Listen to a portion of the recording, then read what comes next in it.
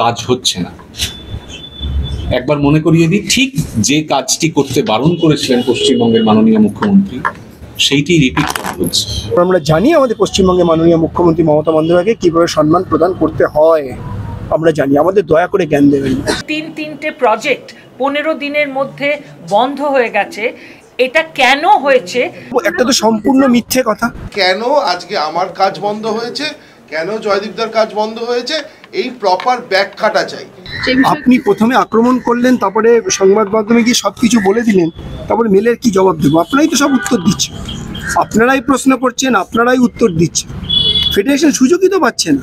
Federation বনাম guild, technician বনাম পরিচালক, অভিযোগ পাল্টা অভিযোগ, টলিপাড়ায় কুরুক্ষেত্র।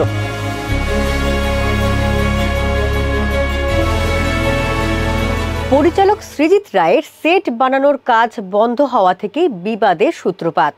না বলে কয়ে সেটের কাজ বন্ধ করেছেন টেকনিশিয়ানরা। ব্যাখ্যা চেয়ে ফেডারেশনকে মেল গিল্ডের। দুদিনের অপেক্ষার পরও উত্তর না মেলায় পাল্টা পেন ডাউন পরিচালকদের।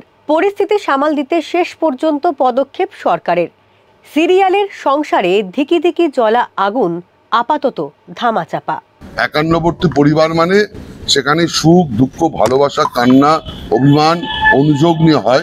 মিসকমিউনিকেশন মাঝে মধ্যেই হয়, আলাদা করে কোনো মিসকমিউনিকেশন এই শুটিং নিয়ে হয়নি। সরকারি আশ্বাসেই ফের কাজে ফেরা। পরিচালক, অভিনেতা, অভিনেত্রী, টেকনিশিয়ান, প্রযোজক এবং সহযোগীদের নিয়ে কম করে 1010 মানুষ টলিপাড়ায় কাজ করেন।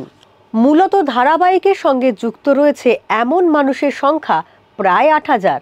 কাজ বন্ধ হলেই টান পড়ছে রুটি রুজিতে। এই অনিশ্চয়তাই এখন টলিপাড়ার রোজ নামচা। 32 দিনের শিডিউল ছিল কৌশিক গাঙ্গুলির ছবি জংলা, যে ছবিটা হলো না। এই ছবিটায় 32 দিনে মোটামুটি একটা হিসেব, আমরা যারা রেগুলার কাজ করি এবং আমরা যারা অনেকে যারা নিজেরা প্রোডাকশন করি তারা আমরা জানি যে একটা 32 দিনের শিডিউলে 1,35,00,000 টাকা পেতে হচ্ছে জুনিয়র টেকনিশিয়ান। 1,35,00,000 টাকা। এই যে কাজটা বন্ধ হয়ে গেল, জুনিয়র টেকনিশিয়ানরা যে 1,35,00,000 টাকা থেকে বঞ্চিত হলো, তার দায়টা কার? ফেডারেশন আমাদেরকে প্রপার ব্যাখ্যা দেবে যে কেন আজকে আমার কাজ বন্ধ হয়েছে, কেন জয়দীপদার কাজ বন্ধ হয়েছে, এই প্রপার ব্যাখ্যাটা চাই। আজকে 3 নম্বর দিন ভাসানী ওয়ান স্টুডিওতে তার নতুন সিরিয়ালের সেটের কাজ আটকে আছে, কাজ হচ্ছে না। একবার মনে করিয়ে দিই, ঠিক যে কাজটি করতে বারণ করেছিলেন পশ্চিমবঙ্গের মাননীয় মুখ্যমন্ত্রী, সেইটি রিপিট করা হচ্ছে। কি অপরাধ আমাদের জানান। ফেডারেশনের কাছে আমাদের অনুরোধ যে আমাদের জানান, মানে কিভাবে এত লোক, এরকম পরিচালক ন্যাশনাল অ্যাওয়ার্ড এনেছেন যারা বাংলায়, যারা এত নামি মানে box office hit, critically acclaim, পৃথিবীর বুকে, ভারতবর্ষের বুকে যারা বাংলা ছবির নাম পৌঁছে দিয়েছেন, তারা এত অদরকারি এবং ফালতু। তিনটে প্রজেক্ট 15 দিনের মধ্যে বন্ধ হয়ে গেছে। এটা কেন হয়েছে সেটা কিন্তু এক্সপ্লেন করতে কেউ আসেনি। ফেডারেশনের কথাই হয়েছে, কিন্তু সেই ফেডারেশনের কেউ কিন্তু আমাদের কোনো এক্সপ্লেনেশন দেয়নি।